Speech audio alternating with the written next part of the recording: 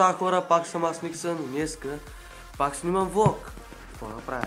Първо да обясня, че в момента съм малко болен и съжалявам, ако гласа ми е променен или подсмърчан или кашлям, нещо такова, съжалявам. И ако може да четете, сте разбрали, че днеска ще си говорим за клиентите.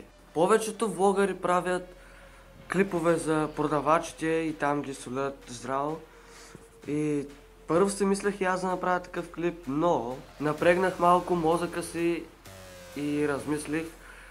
Реших да направя клип за клиентите, защото и ние не сме цвети за мирис. Вярно е, има и доста продавачи, които отиде да ги... Не бе. Но има и такива клиенти. Аз имам приятели, които ако си продавач, ще ти се иска да не влизат никога в твоя магазин. Ти защо ли? Дявно, вижте сами. Добър ден, какво ще обичате? Аз ли?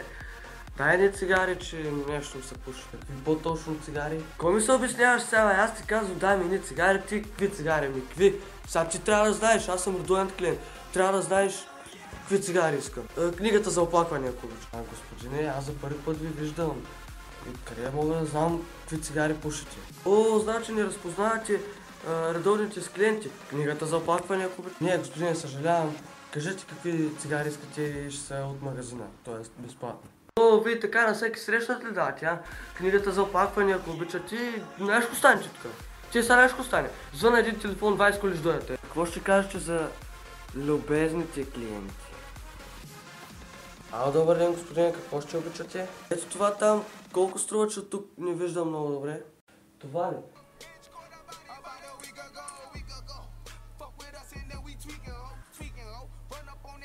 Знаеш ли какво, няма нужда, като се замисля не ми трябва толкова.